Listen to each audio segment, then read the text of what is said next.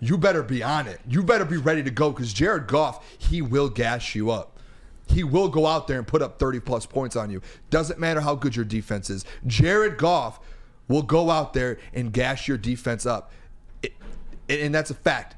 He has the best OC in the NFL. He has some of the best wide receivers in the NFL, some of the best running backs in the NFL, the best offensive line in the NFL. Jared Goff has everything to be able to go out there and gas you up. And guess what? He plays at a high enough level to go out there and do it. Dan Campbell came out yesterday and said, guess what? The least of my concerns going into Sunday is Jared Goff. He will bring it. He's been in these positions. He's played in championship games. He's won championship games. There's no point going forward. Anyone should be questioning if Jared Goff has it for this Sunday. He will be there ready to go. And that's a fact. He's going to go out there. He's going to go gash this 49ers defense up, and he's going to go win you a game and take you to a Super Bowl. I believe in I truly believe in that, brother. In your heart? Truly. You believe it in your heart? In my heart. Yeah. Believe a lot of things in my heart. He's proved it, man. The sample size is there. I'm so glad someone like Kyle Shanahan said it and said it the way he does because a lot of the – actually, KG, I want to hear your opinion because I think people do share I think they share a similar opinion. Like, you thought there might have been a little shade thrown in there. Yeah, I said this on the heavies yesterday, man. I really feel like he did give him some respect, but I just didn't like the part where he said if you make things easy for him, then he can kill you.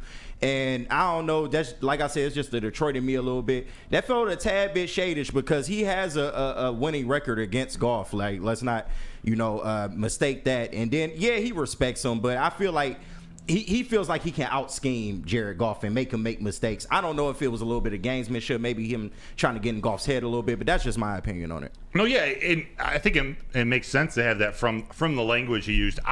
I didn't take that from it. I feel like, yeah. And when he was saying if we make it easy, I thought that was more as like if the defense doesn't make it difficult, like this is a guy who's going to pick you apart. Yeah. This stuff before where it's like if he's got a good scheme and he's got everything good around him, he's an assassin.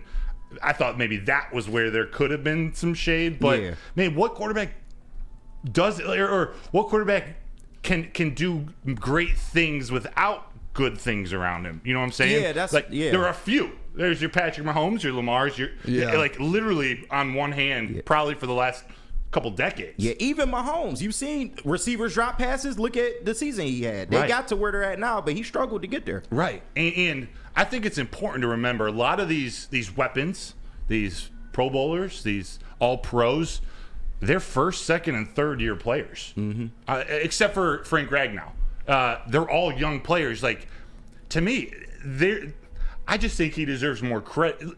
He doesn't need the credit. I think he deserves the credit, or at least not the slander for raising the level of play. It's not normal for a rookie tight end to be an all-pro. A lot of that credit goes to Sam Laporta, the person, the player. Yes. But the quarterback still got to get in the ball. Amon-Ra too, J-Mo, Josh Reynolds, the running backs. It's all involved. You could plug and play a lot of different quarterbacks. Baker Mayfield, you could put a lot of different quarterbacks in this position that he's in right now, and they wouldn't do what Jared Goff's doing. That's just a fact. What it is. He is a winner. He knows how to play. They sat down last summer and they put the whole system around him. Like, they did everything the right way. You cannot go at and discredit Jared Goff for what he's doing because of the players or coaches around him. Like, yes, that is a reason. We're not going to discredit him, but I can point out the simple fact he has the best OC in the game. He has the best running back duo in the game. He has the best offensive line in the game. That's all facts. Like, we know that. He has the best, one of the top 3 receiver in the NFL. He has the top 2 tight end. Like, those are all facts. Yes, that is very nice to have, and yes, you can go win with that, but he's still out there getting the job done. Just like he can go out there and lose you a game, you have to give him credit when he goes out there and wins you games. And that's what it comes down to me. It's who made the comment a couple weeks ago, and it was a good comment.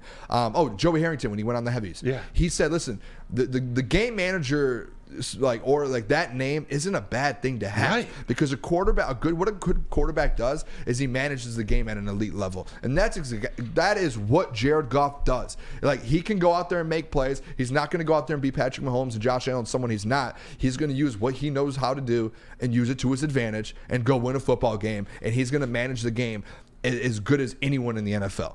Yeah. And Patrick Mahomes manages games.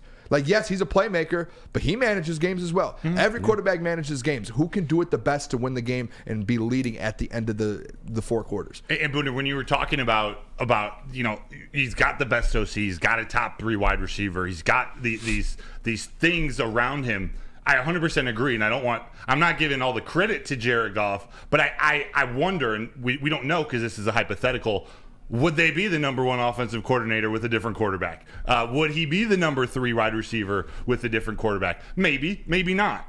All we can see is with this quarterback, with Jared Goff, he's proven it. He's now led 2 teams to this point. It's just been an impressive season, and hey, we'll defend him if needed. Nick, you have something? I saw you over there giving a wave. You guys just cooked on that. You guys just cooked in the kitchen right there. I mean, the thing that it comes down to me is this dude just wins games. It doesn't look pretty all the time. He's 22-7 in his last 29 games. That's an elite quarterback record right there. And to me, it's all about just getting these short completions just quick before these 4 defensive linemen can get to him. Because I don't think they're going to be blitzing all too often against this offensive line. But it's all about staying away from that big interception, and I think he will be able to pick them apart if he stays away from those turnovers. So that's what I have on Goff. Turnover, take care of the ball, KG. Ski Mask Boy in the chat said, Rodney Dangerfield, no respect, I tell you, no respect. But KG, there are some people in the chat too that agree with you that they sense some shade. Yeah. So I may need to rethink it. It might be some gamesmanship. Yeah, just a little bit. He Nothing seems crazy, but he's a smart coach. He's been doing this for a while, but he's confident. He's 6-3 against Goff. I think so. Yeah. So he's definitely confident. I think Goff lost the last 4 against him. So dang. It's probably gamesmanship. He's trying to get in his head a little bit. All right, savvy Shanahan. I see him. Yeah. I love it. Shout out Kyle Shanahan, by the way. Yeah. We're about to beat him. He's a great coach. Yes. We're about to destroy him. He's about to have some questions after this game. Oh, I feel yeah. like Dude, think about that if they lose. They just can't get it done. Don't let the Lions come in here and beat him. He's gonna have some questions to answer next Big year. time. Like, seriously. He can't win a big game.